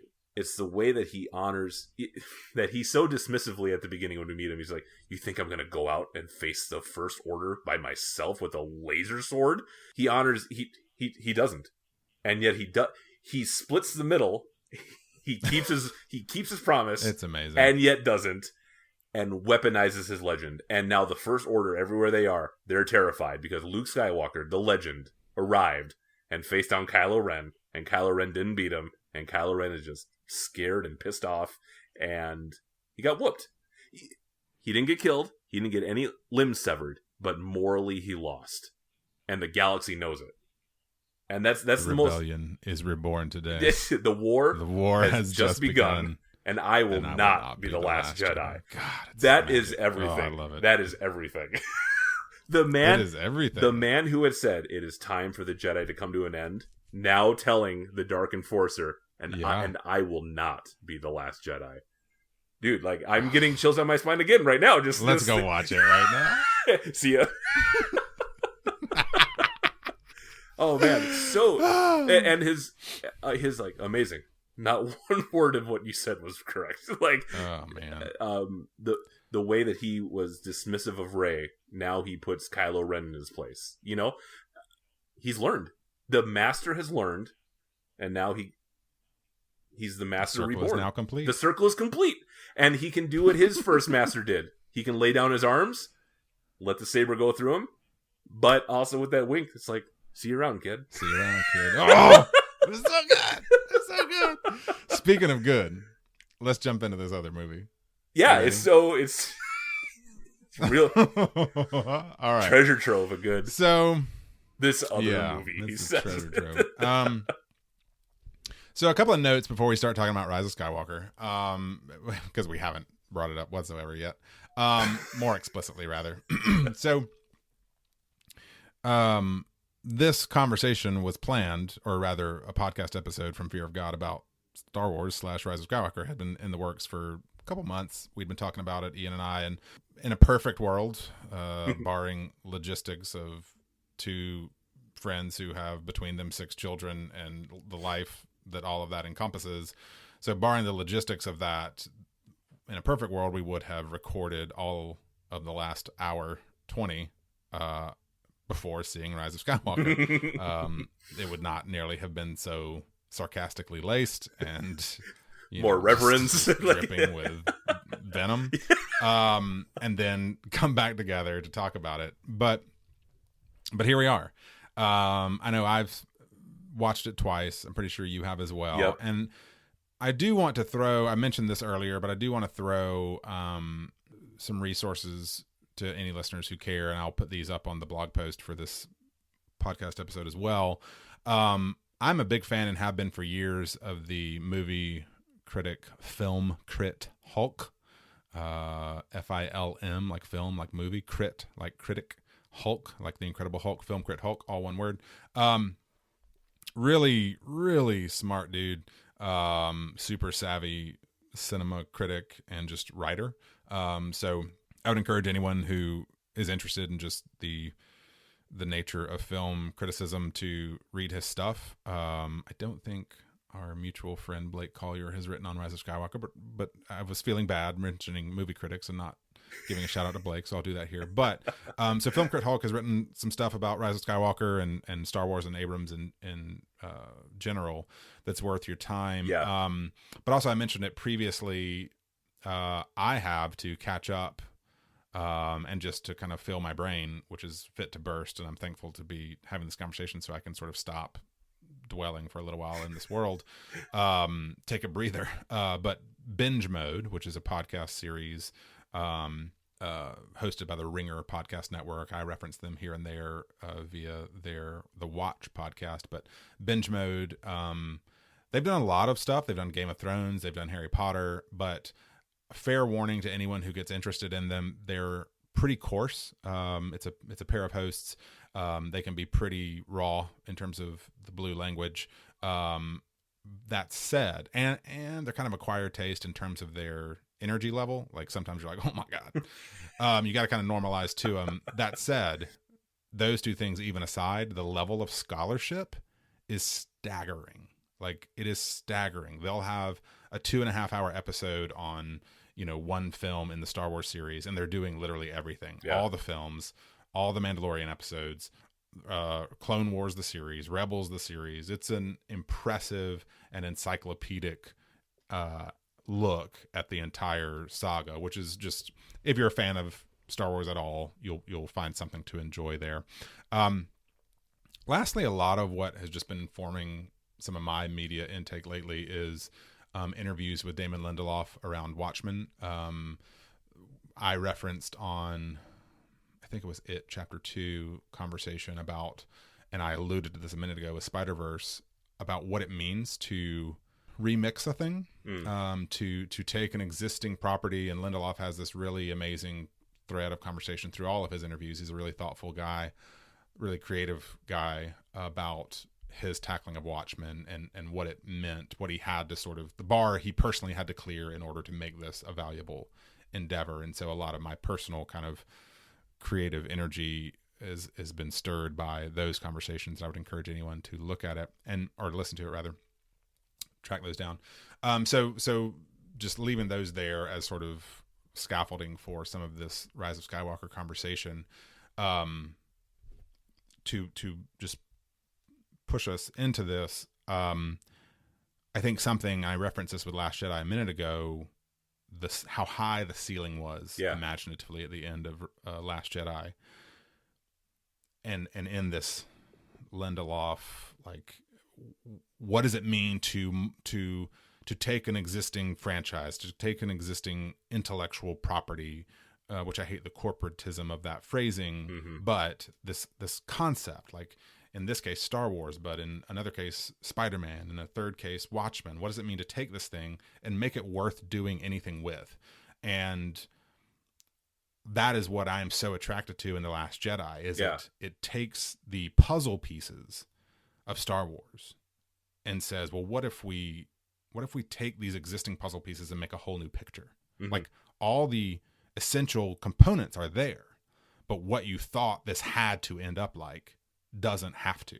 And that was really impressive and amazing. Absolutely. And, at this point in the conversation will come as no surprise, one of the, other than actual narrative choices of The Rise of Skywalker, one of the things that was so disheartening to me was that it took what felt like limitless opportunity and steered forcefully, no pun intended, dramatically, sharply into just the Star Wars of it all. Yeah. In a way that felt I'm going to start us here, and then you can sort of pick up. I've already started, I know, but so I don't know what your feelings were like after, and this is why you're here, to help talk me off the ledge or to just push me over. Whoa. Give me a little, give me a little force push. So Ian, the first night I went to see this, and this doggone press tour right before the release of the film, I started getting worried because there was such what seemed like a distancing actively to all the things I love about The Last Jedi and even the film itself. So I entered my first screening of The Rise of Skywalker just hopeful, right? Like just cautiously optimistic. And dude, I can't, this sounds like a made up, you're BSing me. The first line of the crawl, my heart just sank, and it never recovered. There are things that I found to kind of appreciate, but what I'm going to read to you here is my Facebook post about 24 hours later after I'd been dwelling on this, and it's caustic. I'll own that. And I can be softer now, but what I wrote was, the rebels lost because the fans, in quotes, won. This was a misguided effort built entirely on the premise of reneging the previous film. This is me being hoity-toity and quoting Shakespeare. It was a tale told by an idiot, full of sound and fury and signifying nothing. Empty, lifeless, uninspired, nonsensical, self-aware, insecure, cowardly. Shame on JJ and Disney. I went in cautiously optimistic and am gobsmacked by how vacuous and unengaging that was.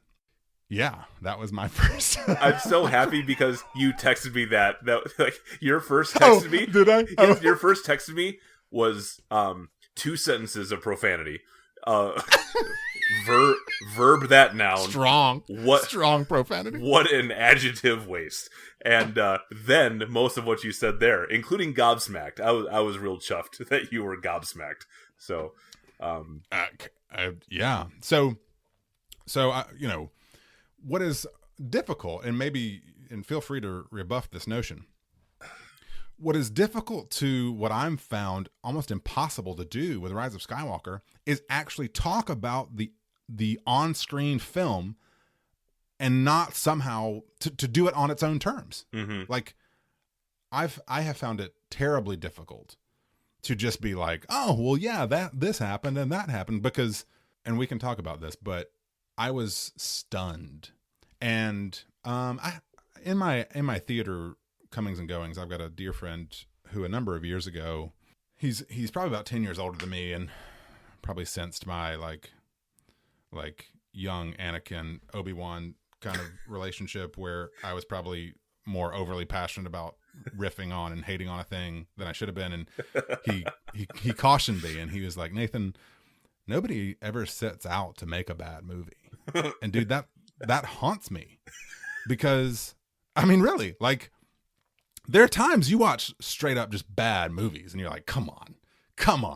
Someone just meant to make this garbage. You would sleep easier at night if you knew that was the intention. Yeah. It's like, come on. It's a joke. It's a trap. Joke's on me, man. Joke is on me. So I war internally with a film like this, because what it feels like is open hostility. And this blows my mind. Is open hostility towards The Last Jedi in a way that's kind of staggering. So that's what it feels like. Yeah. What it feels like is bending the knee to the worst and most toxic aspects of what has become pop culture fandom for its response. This is what I mean when it's hard for me to talk about the events of the film uncorrelated to these, kind of spokes on this wheel, because I'm like, what do you mean? Like, let's ignore the giant reincarnated emperor in the room for a moment. But like, what do you mean Luke and Leia knew Rey was a Palpatine? This is a ridiculous and absurd statement for this movie to make that, one, makes no sense, two, makes these characters absolute liars and people I don't want to support. And the list could go on and on, but this is just one sort of instance where the film seems to have this strange, self-conscious, open hostility that makes it very difficult to take seriously on its own merits, which, as I referenced with Reed's adventure at the top of the episode 2 hours ago at this point, are when the Force ghost of my friend 10 years ago says no one sets out to make a bad movie, I watch this and I want to be like, I believe you, but doggone, this is somebody worked really hard to make this a labyrinthine mess. That's impossible. And, yes, I am pissed off that what I think is the strongest aspect of this entire new trilogy, which is the thematic thread of Rey being from nowhere, gets just totally erased. Not just erased, but actively, intentionally, with a vengeance, undone. Yeah. So, yeah, that makes me mad, and it's difficult. If I find anything to praise about this movie, it's my kids liked it. Okay. And and I'd say that sounds dismissive. That is a thing worth valuing. My kids, like, we just talked about growing up with this world. Like, that's not nothing. It just kind of blew my mind that by the end of 2.5 hours, the first viewing, by the end of 2.5 hours, dude, I felt nothing. I was like, I can't believe how little I feel in response to what I've just kind of been party to. Yeah. So that's my kind of woo. Wow. Okay. So you just came back. Oh, you were gone. Okay. I appreciate that therapy session. I had to go to the second moon of Endor for a quick trip. Yeah. So I'm back. I got the blade. And just hope that the Death Star was in the exact perfect position. Because somehow the ancient Sith knew that the Wayfinder would be in that room when the space station, which blew up, when half of it landed on the planet. Right. They knew. So that's a mystery box discussion that we have to talk about, because I know storytelling matters like intensely to both of us. But I guess that what I want to say is that I was really my first viewing, I went to opening night and I was so profoundly disappointed when all was said and done. During it, I just kept thinking like, okay, please. In the first half hour, what I kept thinking was, please slow down. It is so hyperkinetic in that first half hour, and I'm okay with some stretches of it. Like the sequence of Kylo Ren like searching for the Wayfinder. I don't like the conceit, but it looks great. Yes, the movie looks great. Yes. I think that sequence looks great. Maybe there'd be a way to have him looking for something, and that's a cool sequence. But the thing is that the movie does not let up for 30 minutes. And it's just side mission upon side mission upon side mission. And we're never like back onto the main track of the RPG for way too long in this movie. I don't know if you ever listened to the Fear of God episode on the birds, Alfred Hitchcock's Yes. I make a ridiculous comparison to The Legend of Zelda. And yes. How, like, I'm just trying to complete a task. Right. And yes. you guys are like throwing every conceivable and stupid obstacle in my path. Like, hey, okay, I've got a podcast with Ian. Okay, well, it turns out my microphone is broken. Okay, well, I've got to go to the store and get a new microphone. Right. Okay, well, when I get there, they're like, oh, we're out of the microphone you want. You need to go over to this other store. Oh, okay, fine. I'll go to that store. And I get there and they're like, well, but there's a new update or whatever, and you can't use what you did before. Okay, like that's what Rise of Skywalker was. And you need lithium-ion batteries. What? That's Rise of Skywalker. Yeah. Sure. You need this dagger that has a special. You need the widget to get the goober. Be able to magically. And I just want to get to a save point. Like that's all that I'm asking for. I want to be saved. I want to get out of here. Like, please, before you confirm my worst fears, get me out. And that's what that's the feeling I kept feeling in my gut. I was like, this is what I was afraid of when I heard that. Okay, no joke. When the special editions we're not jokers. We are not jokers. When the special editions were coming out in theaters, I went to all the midnight premieres. I had a nightmare. Sure. I had a nightmare one night, I was going to see the Return of the Jedi Special Edition the next night. The night before, I had a nightmare that I showed up in the theater, and I fell asleep and only woke up during the Ewok dance party victory lap. Bum, bum, ba-dum, ba, bum. Which I thought would be the original music, but yum yum. But instead it's moving reverential new score. Yum yum. My God. But that was a frightening moment. Like, oh no, I missed the whole thing. And my feeling during Rise of Skywalker was, this is proceeding exactly as I have foreseen it.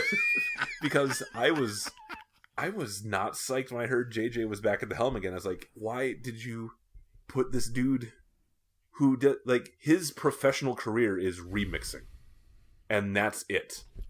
All he does. Well, maybe I'm a dummy, and I can own that. Like, it's true.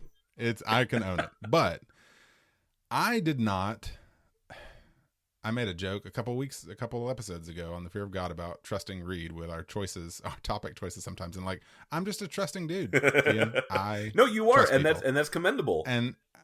And I did not have the force sensitivity to realize what a devastating choice it was to throw JJ back on top. It's very dangerous putting the two of them together. I don't trust JJ Abrams because we've been joking a lot the last hour 40. Dude, I came away thinking I don't respect you as a filmmaker anymore. This is not good. This is not even storytelling. It's not even, that's not good storytelling. There's no story my principal thought. Like, so yes, I went a second time, and I went with my wife and the kids, and I just had to just suppress the feelings coming out of my heart with grace when Owen and Theo say, I think that's my favorite Star Wars movie. Biting my hand. Yeah, I'm so glad you liked it. You force choked him. Yeah, force choked myself so I wouldn't say something mean. But I liked it more the second time. I actually cried a couple times with Kristen there beside me, but I still didn't. It's like what you said when you saw it the second time. Like, it's fine, but that's still pretty. Those are damning words. That's a low for bar. The follow up to The Last Jedi. That's profoundly disappointing. And I gotta echo, I don't respect Abrams as a storyteller after this. Well, and I have to kind of eat my own words here, because I will often preach the gospel of there's the movie you want and there's the movie you get. Like, it is unfair to a filmmaker, a storyteller, to come in preloaded with absolute expectations of what you need out of this particular thing, because that's what I think raged so many fanboys about Last Jedi. And so I've got to be fair there. But they were wrong. Even like, the that's movie the problem. Is just a what? But they were wrong. Like, that's the problem with that. Sure. Like, it's The Last Jedi is fantastic. Every complaint that can be made clearly, but I know that you are, but it's not. I'm with you. I'm with you. I can't just complain that Infinity War wasn't exactly what I had anticipated it would be. I can't complain that Justice. I watched Rise of Skywalker and I was like, "Thank you, Jesus, we got Endgame. The Endgame we got." Because it's kind of incredible that Endgame could. Yes, this is highly illustrative of just how bad this could have been. Yeah, totally. And let me. I've been even knowing that we've been. We were going to have this conversation. It's so funny. Earlier today, my wife was like, do you ever dread having conversations? I was like, well, that's a strong word. Recording, podcast recording. I was like, no, I never dread it. I did tell her, I was like, I'm ready to stop thinking about Star Wars for a while, because it is a stupid film. And I don't mean that like lightly. Like, Rise of Skywalker is a stupid film. It is poorly constructed, confused, and bad at what it should be doing. And it is not hyperbolic to be like, this pissed me off in a way that surprised me. Mm-hmm. Like I feel like Kylo Ren stomping his foot on the Battle of Crate being like, bring it. Like, what have you done? You're punching yourself in the side where the crossbow hits you. And that's, I mean, I'm hearing you shoulding this movie, and I think that's telling. You said, what do you mean? That you're lamenting, and now I'm forgetting exactly how you put it, but you use the word should, how it should have gone. And I know that we want to be wary of, we don't want to just do like how it should have ended and, I hate this. Yeah. And here's my inventory of checkboxes that were failed to be checked, so this sucks. But that's not what it's about. It's about what you said earlier. I completely agree. It is impossible to talk about any of the would-be merits of Rise of Skywalker independently of The Last Jedi because it's so self-consciously. Now, like I told you, I don't think that all Abrams is trying to do is extend this middle finger of the Force to The Last Jedi. But that's the war within me. But at very least, he is very obviously, deliberately negating The Last Jedi to satisfy some really stupid expectations. That The Last Jedi... And that is an extremely disheartening sort of... No, it absolutely Ignore even the narrative choices. Mm-hmm. I can handle bold narrative choices. Of course. What it feels like you're doing is catering. And that it was pandering. Is a troubling... And this is what I mean by the film can't be talked about on the pure basis of what happens in it. Because... they're a dyad in the Force. Well, what the hell is that? That's whatever. Like, why on earth are you introducing this brand new mythological concept 2/3 of the way through your final 9th movie?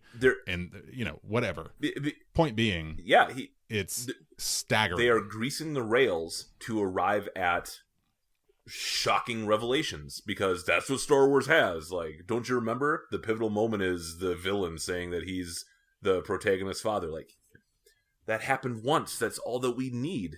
We don't need to have recurrence. Right. Like, do I really need another child of destiny overcoming her wicked lineage? No, I don't. We don't. Like, that's not interesting to me anymore. Right. And you already did it once and it was good. So just leave it. Where I was going earlier is in the should-haves is as I was pondering our conversation and like, okay, if and this is a fascinating take as a now 40-year-old is assessing just media and pop culture and storytelling of like, Reed and I have this interesting back and forth every few years with certain films that I'll be bold enough to say certain films that just get it so totally wrong. I'm thinking personally of like a Man of Steel with with making Superman a murderer, which is really troubling and disheartening, but of what becomes a curious artifact of pop culture when you say, okay, there's better ways to do this, and here they clearly are. That's not great because I'm not J.J. Abrams. I'm not the one, spearheading a massive production towards a common goal or whatever. But where I talk about The Last Jedi ending with such an imaginative capacity, and as I pondered, okay, well, what could Rise of Skywalker have been? What was Force Awakens and The Last Jedi? They are these two characters, Rey and Kylo Ren, their relationship to each other and their relationship to the Force. That's all you needed. Mm-hmm. That's what this last movie should have been. And at the end of The Last Jedi, you've got Kylo on top. He's the supreme commander or whatever he is of the galactic army, of all the power, right? Of all the sort of corporeal power in the galaxy. And you've got Rey literally on the bottom. Like, that is a fascinating dichotomy. They have a relationship to each other. They have this sort of Force connection thing. Go with that. Figure out what is next in that dichotomy. And that's interesting. Like, that's a powerful resolution of how do you bridge that gulf, if at all, to resolve these two characters. Not, oh, by the way, in the most convenience-laden 2 seconds of dialogue in a film maybe ever. Guess what? I think Palpatine's back. How? I don't know. These three things maybe. Okay, he's here. Let's go. Because we all know about the Sith. I mean, right? Like, we're all conversant and fluent in the ways of the Sith. That everyone thought was extinct for 1,000 years. And that Force Awakens note when Rey is wide-eyed and like, what do you mean this is real? Oh, all of a sudden we're all just sort of accustomed to all we all know what the throne of the Sith is, and we all like Sith is a language. And protocol droids were programmed to have a prime directive to not translate it, and it's preposterous. Like, that completely antimatter annihilates my suspension of disbelief. You're such a nerd. That you can't give me that Rey thinks that that Finn thinks Luke Skywalker, like, oh, that's a bunch of mumbo jumbo, right? As a Force Awakens, like, yeah, it's got a map to Luke Skywalker. Oh, you gotta be kidding me, right? To Rise of Skywalker, like, oh yeah, there's Sith loyalists, and this is their emblem, and they clone people, right? Holy crap, and they're on Exegol, and like we've all heard of Exegol. No one knows where it is, but Exegol, it's the haunted castle of the galaxy. Ian Olsen, the minute that word was said, I was like, that's stupid. And then they said it about 50 more times. I was like, you guys, you don't hear yourselves. No. Do you? Because you sound like idiots running around, literally just running and jumping. And I, oh my God. Like, I love how the criticism post Force Awakens is like, what do you mean a girl has the Force? And then all of a sudden she's like a super god. Mm-hmm. Like, give me a break, y'all. Like, we went from like teeny tiny kind of Force use to just whatever she's doing in this movie. Well, Leia's a real good teacher, so I don't think you can fault that. I guess. Who apparently, 40 years ago was also training with Luke and foresaw her sons turn to the dark side. Because we got to have all these legendary artifacts, and someday someone will take up this saber and fell the supremely, ultimately, final, great, bad leader and whatever. And like, not everything's Excalibur. Sometimes it's just a lightsaber. and that's okay. And that's fine. And that's okay. And sometimes it's just a scavenger from Jakku. But she has the Force. Right? Oh my God. But she has the Force. Yes. And that is your story. Yes. That's your story. Yes. It's not that I am against any and all, like, this is pregnant with significance and moment. It's just that we've already had that. We had a chosen one. By the way, having Palpatine return utterly does away with the destiny of Anakin Skywalker. So, like, how can you feel good about that? As a crafter of a story, like, this was literally dude's destiny and what his life was for. But it's fine. We'll bring back Palpatine. Who cares?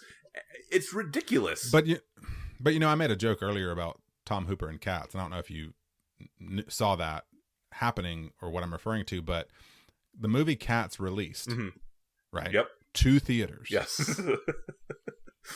And then they sent a new file out. Yeah. With new CGI. Now, this is where I'm saying it is impossible.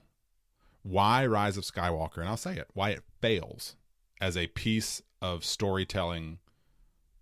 I don't like the word content, but you know what I mean? Like, as a piece of storytelling. Stick with that. As a story. It can't exist without the conversation around it. And that is a devastating blow to the whole thing. Yes. Because all you can think about when you watch this is where the Tom Hooper Cats thing keeps arresting me, which is, and why Rise of Skywalker feels like a folding of the relationship between producers of storytelling writ large and the people who consume it.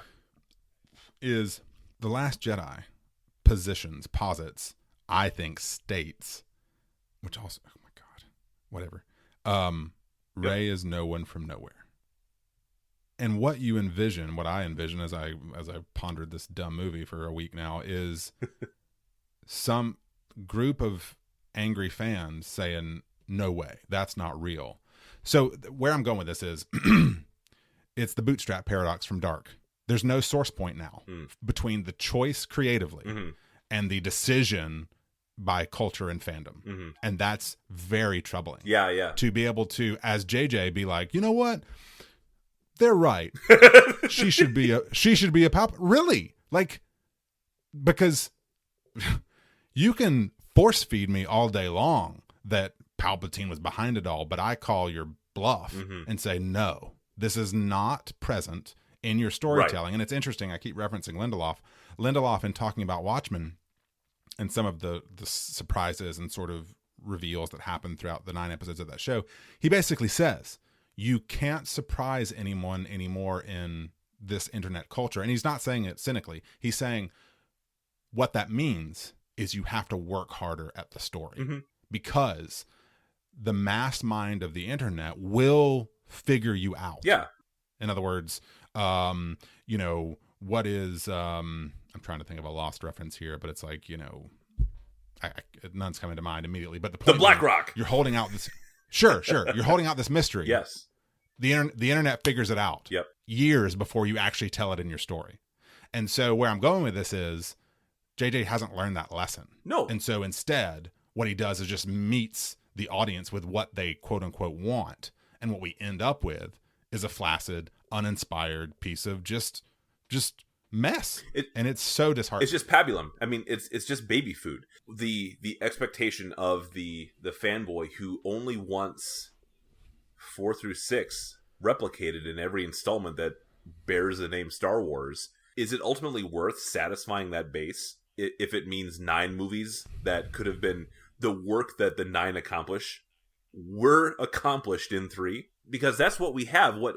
There's a lot that disheartens me about Rise of Skywalker, but what it proves is that there was not an end goal or an end game.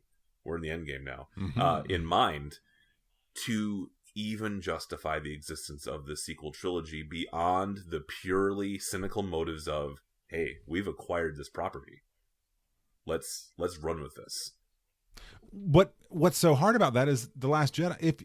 If you'd fallen the breadcrumbs that movie lays out, it's like, oh, thematically you can justify this now because you're telling a whole different and that's aspect why. Look, on the so story. You hate it, I hate it when that certain breed of fan says that Rian Johnson, ruined the plan. No, he didn't. There was no plan.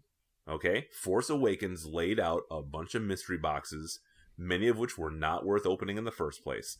Some of them open up on some intriguing ideas to be followed up on. That's where we got Ben killing his father, and that opens up lots of complexity for Last Jedi. So there's a few things worth following up on. If Force Awakens was the only sequel movie, it could not justify its existence.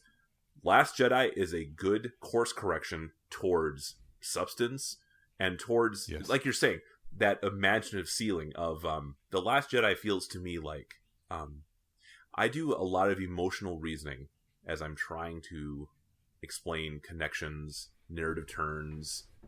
What is this character thinking right now? What is their face reading as I'm watching, like with my sons, right? Mm-hmm. And all that I'm doing is I am verbalizing what I've been thinking about for 35 years, give or take, right? Since I began watching Star Wars, right? But the emotional mechanics that are shown but not necessarily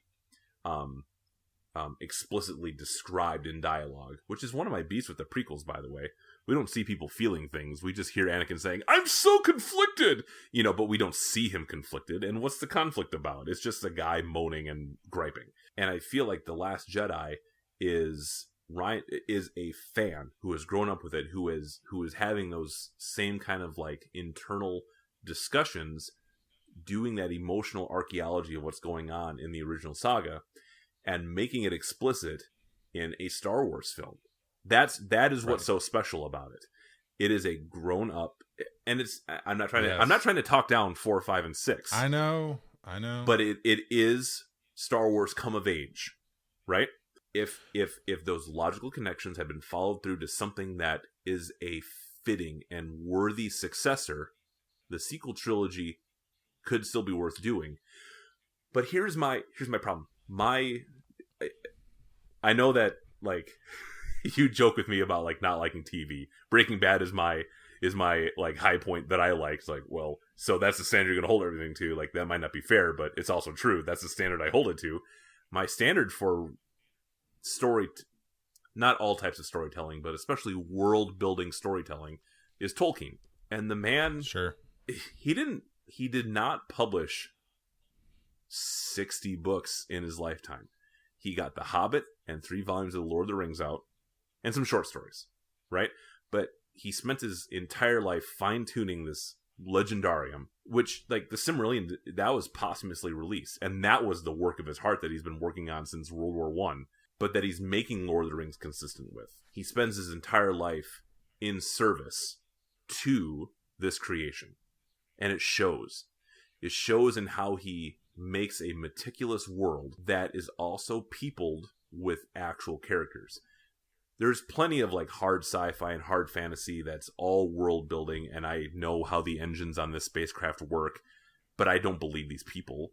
I don't buy into these characters. But Lord of the Rings builds an entire world and is filled with persons whom I care deeply about, whom I can recognize myself in. That's my standard. And I actually think that Last Jedi meets that standard. But that also means that the forethought is part of that standard that I demand also. So I love Last Jedi. I'm not going to knock on Last Jedi ever. But there's no evidence for me that the sequel trilogy even had the right to get off the ground in the first place. Because there's no through line that makes this the culmination of 1 through 6. There is nothing that brings anything from 1 through 6 to a close. Well, bro, Palpatine was just behind it the whole time. No. Come on. Yeah. Look, it makes sense that my 5 and my 7-year-old love this, because that works if you are a child. There has to be something deeper at work to make this part of the Skywalker saga, and it doesn't exist. Right. Well, and yes, to your point, it could have. It could have. It almost did. But it didn't even from the beginning. Kathleen Kennedy didn't get people together and say, this is what rounds out this entire story that began with Anakin Skywalker. It is apparent that Kathleen Kennedy did not have a group of writers, visionaries. There was no Feige. Kevin Feige in the central nervous system of this endeavor, making this monumental thing work as this extended story. So we have the sequel trilogy is an appendix. And like an appendix, it can be lost. I don't want it to, because there are so many wonderful moments. And I even think that there are some great moments in Rise of Skywalker. It doesn't make it not a turd, because it is. And and I'm not going to try to polish it. It's just that, like, I think the sheer charismatic power of Driver and Ridley, it's lipstick on a pig, but it's kind of a good looking pig. It's a when all's said and done, you know. Wow. Well, I want to start to steer us towards the heights again. I'm going to aim for a closing statement, as it were. But one, thank you for hanging out with me and letting me just wreck on the Rise of Skywalker, but celebrate. This was good for your soul. All the other good things. I had this thought earlier. I was like, The Last Jedi reaches for the stars, and goodness gracious, Rise of Skywalker just settles for the sand. Nah, we're good down here. I don't want to leave this conversation on a down note, which is easy to do because of just how strongly I felt about this particular film. And I would happily invite you to comment as a follow-up here. But I was really pondering, like, what in the world? Why am I so because there are absolutely more ardent Star Wars fans than me, like in terms of just the minutia and bro, I read all the Legends stuff, man, long live Grand Admiral Thrawn. Right. But Ian, this is what's really weird, and it feels weird to make this statement in relationship to something so just pop culturally. Richard Rohr talks about contemplation as piercing the illusion of the world to ponder what is true and real. And something about how dumb I felt this film was in its final state, and how dumb I felt at its watching, had this real bubble bursting effect on me. Yeah. And kind of as a parting thought from me, at least, I can't promise that I'll be able to fully honor this statement, but kind of being 40 now and feeling a little bolder than maybe I would have been previously, of at least Rise of Skywalker for the first time. Dude, I have been engrossed in this type of storytelling in my entire literate life. For the first time, I was like, this is a capitalistic corporate mess. Yeah. That reads as a cowardly piece of marketing for other corporate endeavors. And listeners know I love me some Disney, but you can call it overblown. But I had like sincere mental anguish over how pissed off this movie made me. And not because there's zero value here, not because there's literally none. You've referenced this. I've referenced this already. My kids loved it, and that's not nothing. But, you know, I'm sure knowing canonically that Rey can only be who she is because of her lineage, whatever, you know, but a takeaway for me as Snoke, the actual Snoke, not some vat of cloned matter, says, here is still that fiery spit of hope. Ian, my takeaway after mulling this, anguishing over this was, and this is probably far more bold than this movie merits, is that trusting corporate enterprise to tell the truth is a false start. That art making, that truth telling does not belong to capitalist enterprise. You're going to love this. To say that if Disney fails and that then art can't be made is vanity. And I know this sounds weird to be like, what a weird bow to tie on this, but it has shaken my sort of like lens for comprehending this, and how no one sets out to make a bad movie, but capitalism can force us to set out to not see what is really there. That's absolutely right. Which is in this case the mystifying effect of ensuring a particular bottom line. That's a very cynical statement, but I mean it with utter sincerity. Yeah. Our call as people of faith is to be artists with our very lives. Yeah. Using our resources, our voices, our passions, our skills, like Broom Boy. Yeah. It's in all of us, that same spark. And we need to stop relying on slaves to shareholders and toxic fandoms to tell the truth. And we need to figure out how the hell to do it ourselves. And what I want to do is I love everything you just said, and I want to back it up with I've made back it up. I've made jokes throughout this episode of like being a Star Wars fan is like a little masochistic, right? You're like, because you're gonna go to the theater for the next one. You got a bad feeling about Solo, but you're gonna go see Solo. And then you'll come out and be like, that wasn't so bad. I mean, it was okay. Like, whatever. You know. Darth Maul's in it. Somebody Disney made some money. Darth Maul was just stupid. But this is what I was thinking. I think it ties in perfectly with what you were just saying. When we see Snoke in the flesh the first time in Last Jedi, Hux is leaving the throne room, and it appears that Snoke is telling Kylo Ren, "You wonder why I keep a rabid cur. A cur's weaknesses properly exploited, can be a powerful instrument." And it seems like he's talking about Hux, but I don't think he is. I think he's talking about Kylo Ren. When he has Rey in front of him, he says, I'm the one that bridged the two of you. I'm the one that connected you in the Force. Because I knew that Kylo Ren would not be strong enough to resist telling you everything. He's exploiting Kylo's weakness because a cur's weakness, properly exploited, can be a powerful instrument. And it's in that moment that Kylo Ren's hearing that he knows, like, what my father told me, what Han told him was, Snoke's using you. And when he's done, like, he'll throw you aside too. He hears that confirmation of what Han said, and he hates it. He hates that Han was right. He hates that it's true. And yes, that's what pushes him, like, I'm done with father figures. But my point here is that I think that Snoke is saying it about Kylo Ren. I think he's saying it about us too, as Star Wars fans. Yeah. Because we're going to bitch and we're going to gripe. We're going to complain when Force Awakens comes out. Oh, it's just a New Hope. And then we'll get it Last Jedi and we'll say, oh, it's too different. And then we'll get Rogue One and we'll say, hey, wait a minute, this is like a war movie. And then we'll get Rise of Skywalker. And we'll get the movie that we deserve. But it's not the movie that should exist. And a lot of people are going to gobble it up. And look, it doesn't make you a bad person if you were satisfied by Rise of Skywalker. I don't want to put it in such stark moral terms. But it's not good. It's not the Star Wars that we deserve.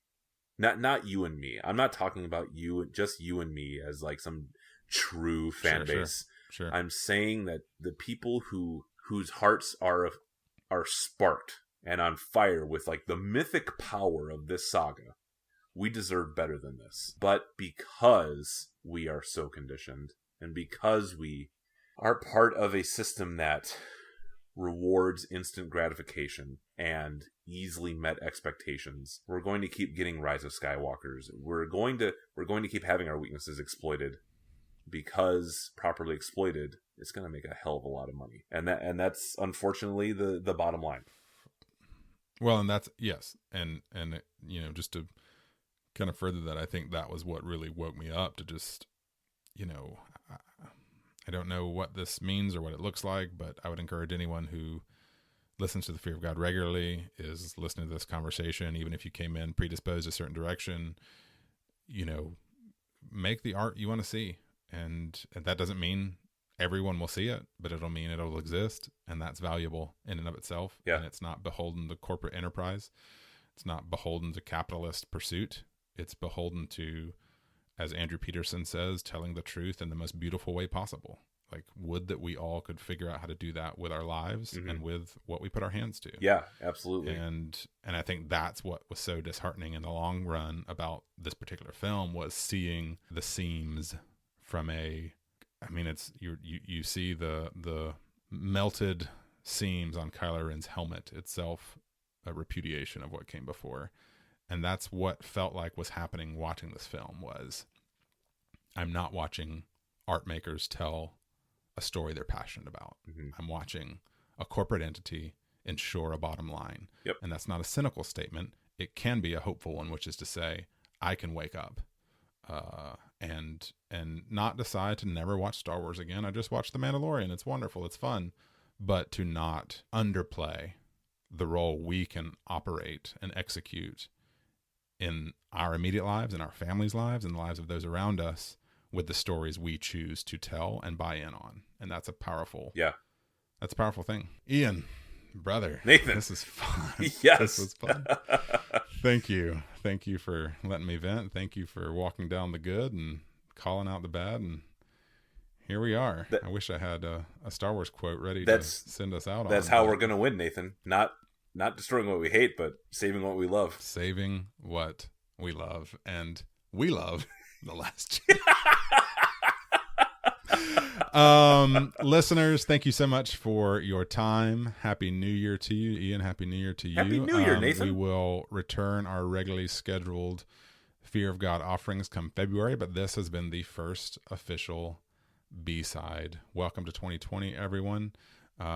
If you've seen Rise of Skywalker, if you haven't, if you disagree with us deeply, maybe we should turn the comments off on this post. Abrams is going to film a sequel to this epised, and we'll walk back all of our statements. Yeah. Hey, you dummy! Start naming people who post. Guys, we will see you fully and formally in February. I'm sure you'll see Ian again on our next Quarterly King. In the meantime, thank you for listening, and have a happy January. Thank you, Ian. See you around, kid. You're amazing.